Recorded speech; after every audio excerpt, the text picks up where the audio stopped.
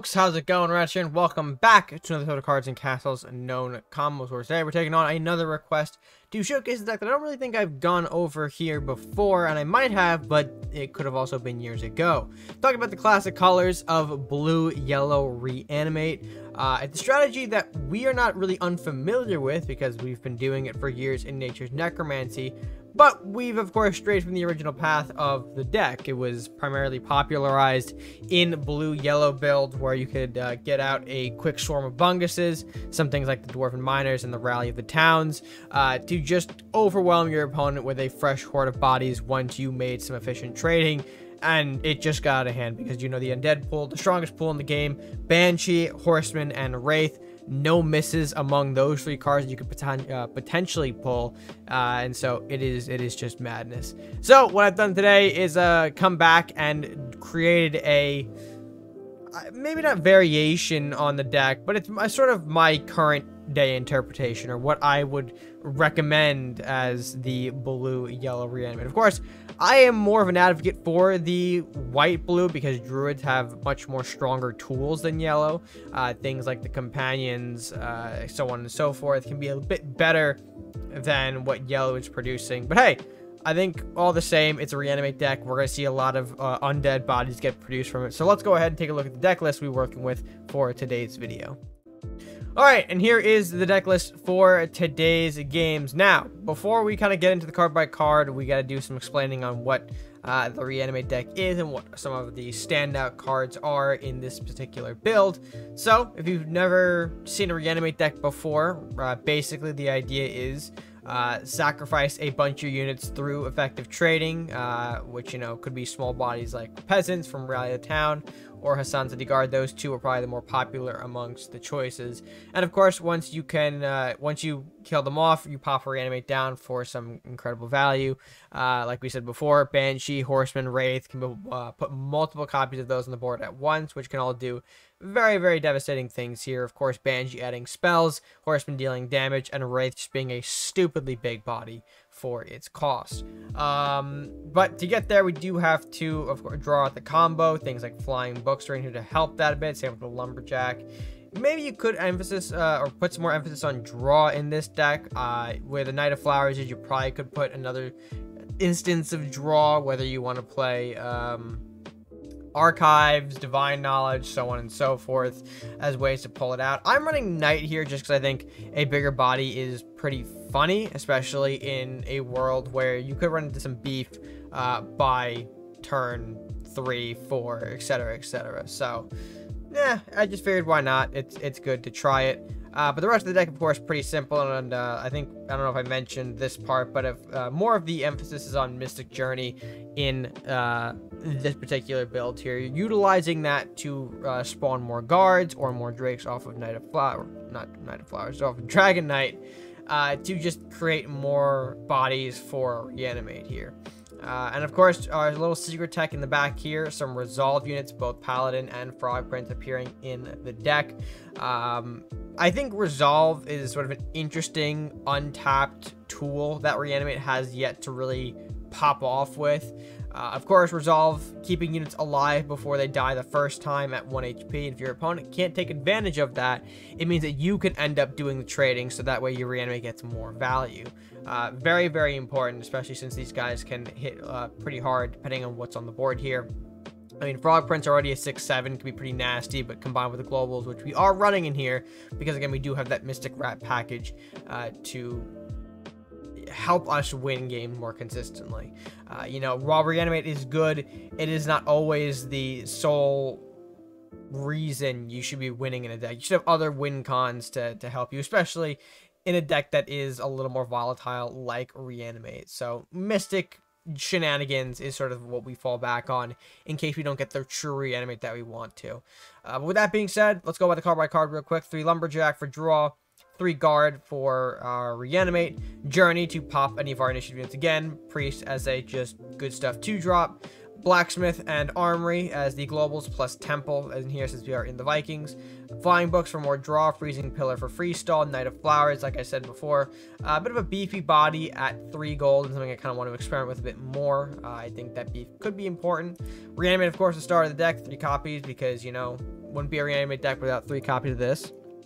Rat King, again, the prime target for Journey if our Reanimate doesn't really work. It's how we can fall back on the Mystic line a bit stronger. Dragon Knight, same reasons why Guard is in here, honestly, to be another initiative target that can produce another body to potentially get reanimated into a better undead unit. Lightning Blade, because Blade is just super stupid. Rally the Town, this is your sort of similar to Dragon Knight and Guard as a way to produce a lot of cheap bodies pretty quickly. Rally is usually the go-to for a lot of these decks. If you don't have Rally, you can go for the Tunnel Escape as well, although that one produces 2 Dwarven Miners instead of the 3 that you get from Peasant, but still works all the same. We already mentioned Temple. We'll go Paladin and the Frog Prince over here at our 6 and the 7. The pseudo late game units here acting as our neat little resolve shenanigans that, of course, can keep a unit alive for the Reanimate the following turn. And then, of course, our late game big bombs, Kraxus, Yenneroth, and Mordok, all at 2, just kind of how to even out the ratios here. Probably should put one of these to 3, honestly, now that I'm looking at it, but you know what, it's fine. We're kind of messing around with it. I haven't built a CNC deck in quite some time, so you can probably tell the skills are a little rusty. But regardless, I hope this deck does work out. Hopefully it should do what it's supposed to do, but we can only really find out one way if that is the case. So let's go ahead, folks, and jump into some games. All right, and game number 1 underway. Gonna swap away those 2 later game cards here to see if we get a little something better, excuse me.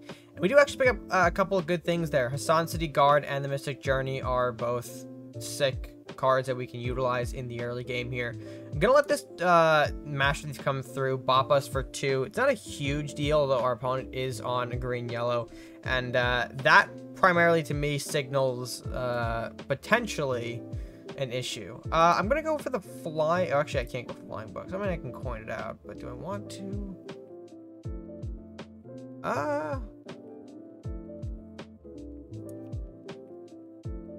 Yeah, I kind of do, actually. This might seem like a dumb play here, but I do want to pop the Master Thief here and see if maybe he'll take the bait and go for the flying books into the Captain.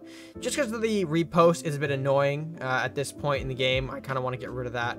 Okay, without having to waste anything, but he had the priest for me anyway. That is a bit annoying, but again, it is what it is. And that church actually putting quite a bit of work there for follow-up. Ooh. This is a little bit stupid, I will say. Now, if we had a Reanimate here, well, we can't really do much with it, but we would get to the point where we can almost use it effectively, I think. Anyway, I'm speaking out of my ass here. Let's go ahead and put the Knight of Flowers up at the top to try and get that +2/+2 buff here. We might end up losing it, but judging by the Elvish Thief play here, we might not. And he's kind of rushing a lot of things at us at this point, which tells me he might not be actually seeing the cards that make his strategy work, which, again, we will take. It's a bit of a victory there for us in a way. This is certainly annoying, though. This is certainly annoying. I might just have to put the books into the priest here? Or do I want to... No, put in the Elvish Thief. Let's go ahead and do that. Give him the +1. See if he maybe can't use it yet. Might have been a mistake, but it's better than him getting more value off of it. Lore Master Tarius is a card. Okay. Alrighty. That's going to be a bit of a problem. I don't have the reach to get rid of that right about now. So here we are. Alright, let me go ahead and get this going. I'll do a bit of a trade here. Move this up and around. Put the blacks up there. See if I can maybe bait the Tarius into doing something. I don't think I'll be able to. Tarius is just too insane of a card to lose out on. But that's actually huge. That's actually disgustingly huge. This is why we run the Mystic Journey package, folks. Journey into the L-Blade. Huzzah. Make some magic happen, killing both of those Tariuses in one swoop. And, of course, damaging the church here. It can heal itself, but I don't really think we could have reached the church under any other means. Execution onto the Knight of Flowers. That's a bit of a desperation play. in all honesty. Not looking good for him. I'm going to go ahead and smack 2 more, or actually, what is it, 6 more into face here. Going to go for the Frog Prince as well. Just have a big body down his throat, and I think that might be the end of the game. Well, I shouldn't say that. There could be some big swing cards, but he does have to get rid of the 4/4. Yeah, and he does with Mordok. Okay, so Mordok's pretty good here. Horseman can trade out with the guard as well. That is going to be a nice save for him there. But at that point, I think we can just start to pour on the pressure just a little bit more here. I'm going to put the Frog Prince in, a big 7 to face. And then realistically, I could just throw some dudes at him. I think that might be the play here. We'll put the Rat King up. We'll do a bit of shenanigans here. And then probably just follow up with, yeah, because I mean, he doesn't have any chain of his own, so we can just throw a lot of bodies at him. The swarm element that we were trying to refer to earlier in the deck building, this is kind of what we want to achieve with it in a way, but of course using it as a bit of a different scenario here. Ooh, Horseman getting rid of my resolve here. That's pretty useful. Able to trade out with the Horseman more effectively. Church going down, okay, providing a bit more HP to the board. Does need to get rid of my rats, though. These guys are going to be a problem here. Right now, lethal is still on the board, even with the 2 churches in play. It only bumps up to 6, which is, you know, less than 7 that I have aiming at his face. Estate, okay. I mean, I can still take that out with the 2 rats on the side here. School of Knowledge, yeah, oh. So here's where his stuff started to come in, but just a little too late. Let's go ahead, pop into the school, and yeah, he kind of knows that I see the line, so he will surrender at that. Bit of a wonky school matchup there for sure. I don't think he kind of got the cards in the order he would have preferred, but it is what it is, and we were able to showcase what a Reanimate deck does here. Even if you don't have the Reanimate pieces, you can still use your deck as a good stuff, you know, beat 'em up type of deck to achieve the win, and that's what we did here, especially with that Mystic Passage coming in pretty clutch. But with that being said, let's go ahead and get some more games in and see what else the deck can do.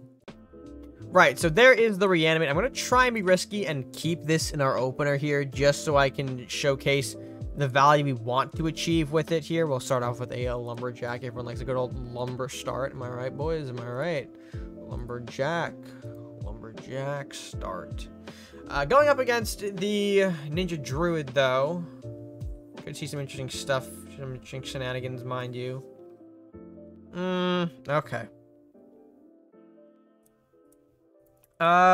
Interesting. So, pulling 2 Reanimates is not ideal here, but we can try to make it work if he decides to push in some melee units of his own. I need some bodies to trade with, not sacrifice into the cultist, so I would ideally like him to throw something a bit more aggressive here, and maybe that I can utilize for a Lumber Priest sack to generate Reanimate value. Looks like the cultist will go down for now. Forbidden Scroll. Okay, interesting. Well, it's not going to be able to do much, but here we are. I'll position my units just like this, I guess. We have the blacksmith to play, but it's a bit awkward. It's a bit awkward right now. Our Reanimates are sitting dead in the hand. We do need something to trade into the... Oh, well, there's an Eater. I doubt Eater's going to be the one that comes out to do anything because, yeah, he wants to let that grow rather than trade with it. I mean, I guess I could just run the Priest in. We do have the Knight of Flowers pickup, which is good. Provides a little bit of beef for us, which can be a bit annoying. But we'll see how he decides to go about making some trades here. I mean, he can't just leave the Priest. It's a 4/2.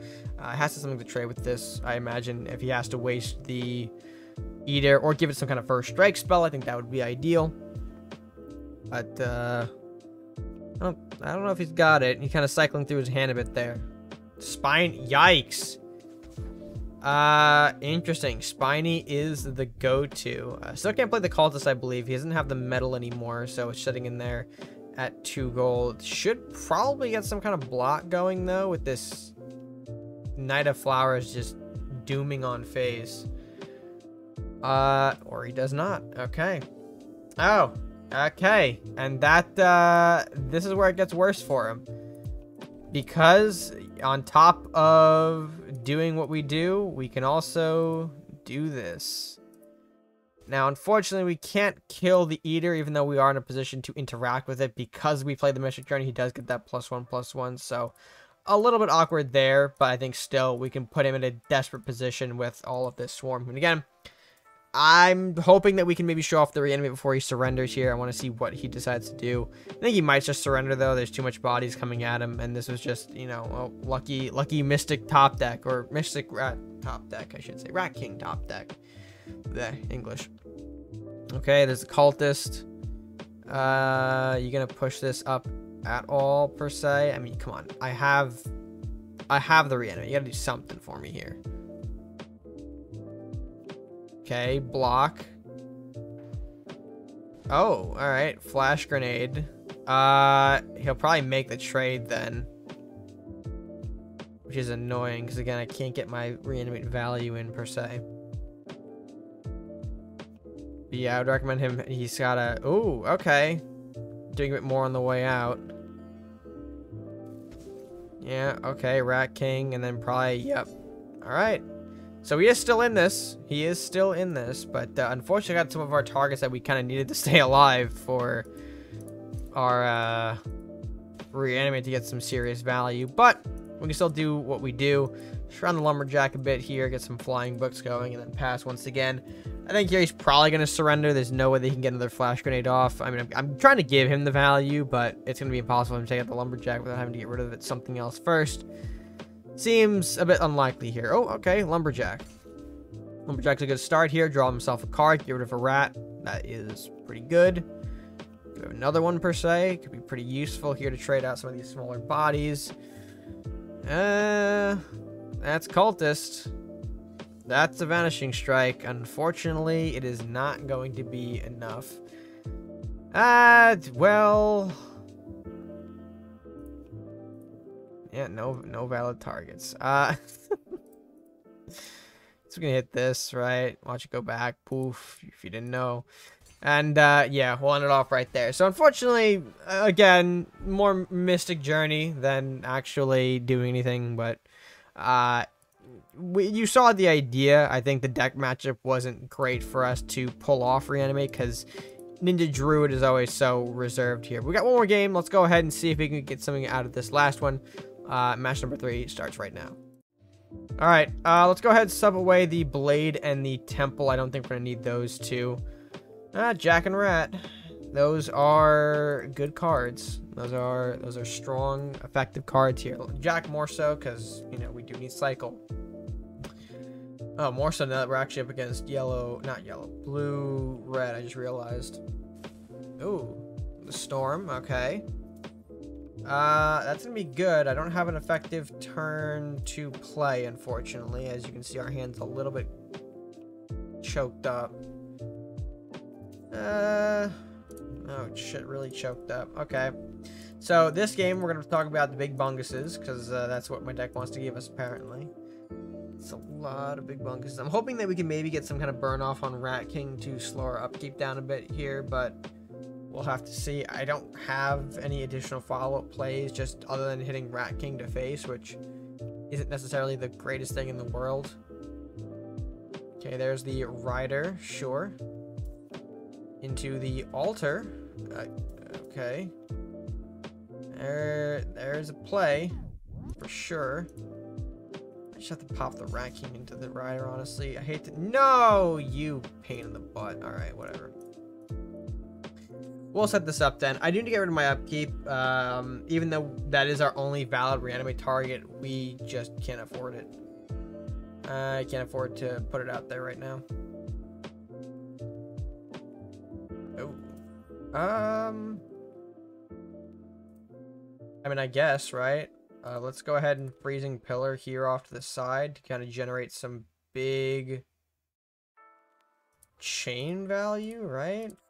I think that's the play I want. He's got to summon something to take out the pillar. There's no way he leaves that. At that point, we just hit him with the big L blade. Yeah, give it to me, baby. Give it to me. No! Okay, thank God. Not all the units died. That would have been infuriating if all of the units died from that. All right. I guess let's go for it. Let's pop into the Flame Prince, because this thing is going to be what grows. We'll pop everything here, clean up his board, pass on that. And the next time we do have the Frog Prince kind of get out and do some damage as well. He might start putting a bit of a charge here, though, because, yeah, I've got nothing on board. I might just actually put in... I might just do a rally here, actually, and get the peasants out now. Gotta unfortunately be a little bit careful with how we do this. At this point, I want to draw Reanimate, but it might not come to us, so I gotta be a bit careful on that. I have no way of reaching his Acolyte either without having to Yenneroth freeze, so again, annoying, but we'll see what happens. Trap going down. Okay, I mean, you don't see those much.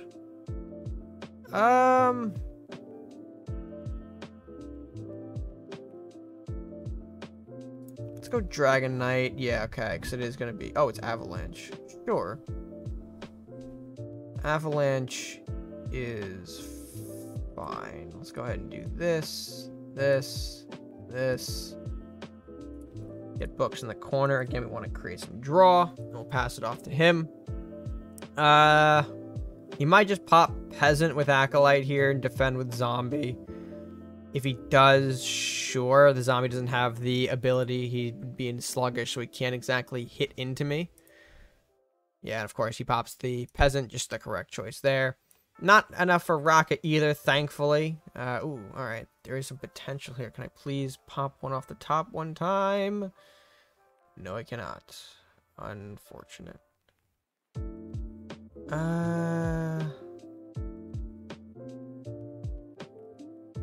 Although it's also unfortunate, so I can't. Now, you know what? Hold on. Let's pop into that. No. Of course it's not.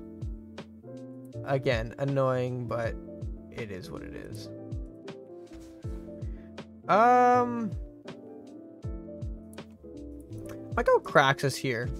I know Kraxus seems like a weird one, but I do kind of really want to draw out the combo. It's not exactly the optimal play. I know. Probably would be better to do Yenneroth here, but still, I think I just want to kind of draw out the combo, and I think we have a lot of time to kill in this game. We might take this a bit farther, unless there's like a Dragon's Fire, something hits the board. If he pulled D-Fire off the top, then we're going to have to just shift into, alright, let's just win the game type mode, because we'd lose a lot of board presence with that.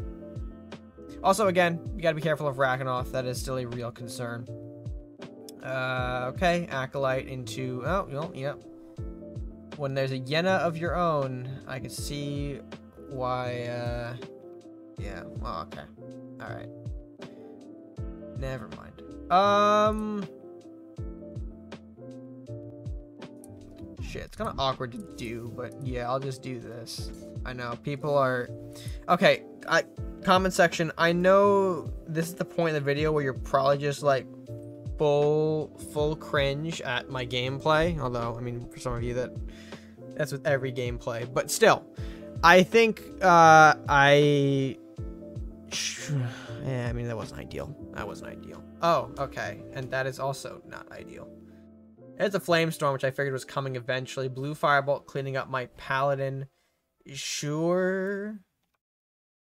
And now I draw the... Motherfucker. Okay. Now I draw the Reanimate. It's fine. It's fine, chat. It's fine. Let's go ahead and just do a little bit of buffing here. Let's go ahead and throw some things at him as well. I think, can that Blacksmith? That Blacksmith can't reach us. Good. I want to see if we can just throw out a big body for us to put Reanimate into so I can show just how stupid Reanimate can be. Come on. Literally, just... I'll even trade into your things. Just... okay. No. I mean, okay, I did walk into that, but still, like, come on. I've got nothing. Shit. Well, it is what it is, chat. I don't know why I called you chat again. I'm so bad at this YouTube thing now.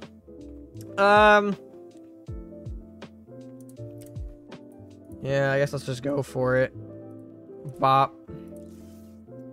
Smack in, do this, run this up. I don't think he'll have a comeback tool per se. He's not on the double draw yet either, so... it just sucks that we're not able to make the trades ourselves here. Lumberjack. I don't know why you didn't just clear the 3-1, but here we are.